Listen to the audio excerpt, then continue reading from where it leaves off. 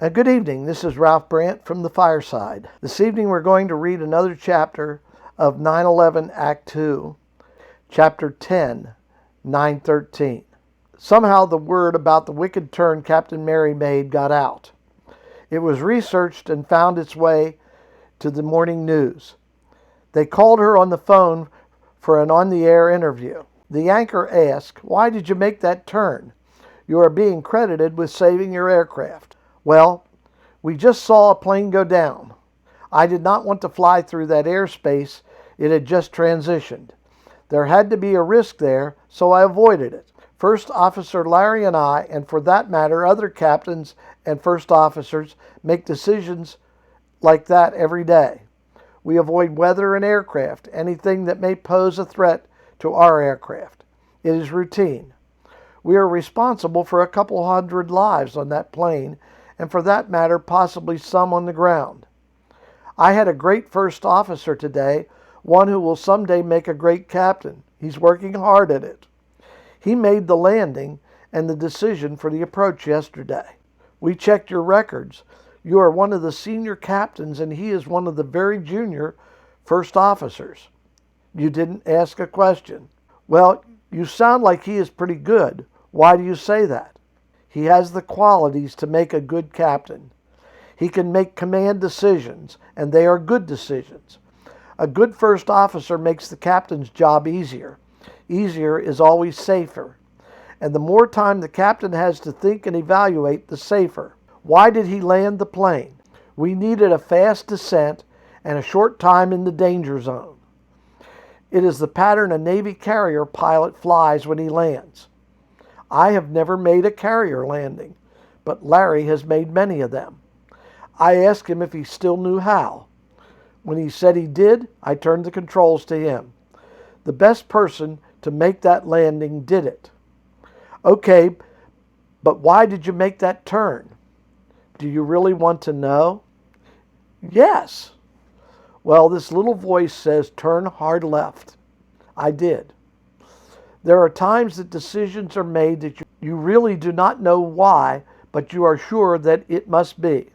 I know many of you don't believe in a God, but let me tell you, I believe Larry, those passengers, and I are alive today because of him. I pray the shepherd's prayer before every flight. What is that? The Lord is my shepherd? No, it is the one Alan Shepard prayed before he lifted up. Lord, don't let me screw up. That is part of how I fly. There was silence. On that flight, while we were on our way to Philadelphia, Sherry, my chief flight attendant, and one of the best there, told me after the flight that some young man on the flight stood and recited the 91st Psalm. They also prayed the Lord's Prayer and the 23rd Psalm. There was peace in that plane. We did not have an issue with an unruly or panicked passenger, as I am told some flights had. I know the Lord's Prayer and the 23rd Psalm, but what is the 91st? On national TV, Captain Mary recited the psalm. When she finished, the anchor repeated, 1,000 shall fall at your side, 10,000 at your right hand, but it will not come nigh your dwelling. That gives me chills. She responded, that gives me peace. Something said, hang up, and she did. It was the right time to let it sink in. Later in the program, they called Larry. He told essentially the same thing he told the passengers on the plane. By evening, parts of the call were in newspapers and on TV. Her pastor called her later in the evening. You got to so many today. I wish I could. You have by what you taught me. Without that, today would not have happened. Worse, yesterday would not have either. You know that still small voice of the Holy Spirit you tell us about? I have heard it a lot of times. I heard it yesterday. I am so thankful that I knew what it was. I listened and acted. You have helped me develop that. Musaf looked at the results. 11,425 passengers and crew were dead. 53 aircraft were smashed to bits. Flights were shut down. Each network was reporting a death toll on the ground. They varied as local officials tried to count the dead and injured. It appeared that would be somewhere under 2,000. In several cities, people living and working under the flight path were clamoring to shut down the local airport permanently.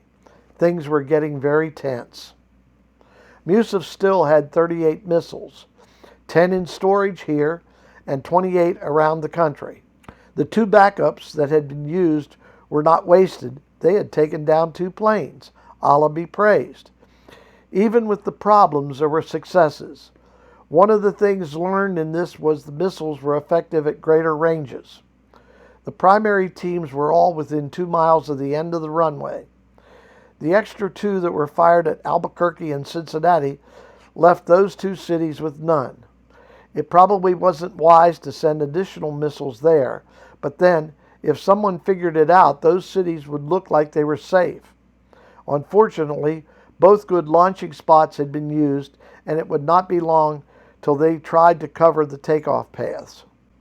The original plan was to use the ones scattered around the country to create more hysteria. That plan was still valid. He wondered about the other 10. Would the heightened security prevent him from distributing them? He should have placed them at 10 of the sites. It was too risky to move them from the storage shed now. Then he hit on an idea. What if those 10 could be placed at airports that had not been previously targeted?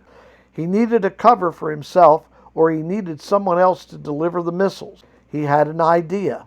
The Cincinnati team was not compromised, and they were not going to be able to perform any future service there. He would have them drive in over the weekend, pick up 5 missiles. They would fit in their van and deliver them. They would have to drive hard and be back at school on Monday. They could, however, not exceed the speed limits. A traffic stop could end it all. By now, the local police and FBI had located all of the launch sites. They had tire tracks in all locations, but you had to find the vehicle to make it match. It helped to make a case, but it did not help find the vehicle. In addition, careful searches of the sites failed to turn up anything that might help. The Philadelphia team was the only one to get careless with leaving trash. Of course, the teams at Harrisburg and Santa Fe were caught, but 2 of them were dead and the other 2 were not talking. Unfortunately, nothing pointed directly to anyone except those who were in custody.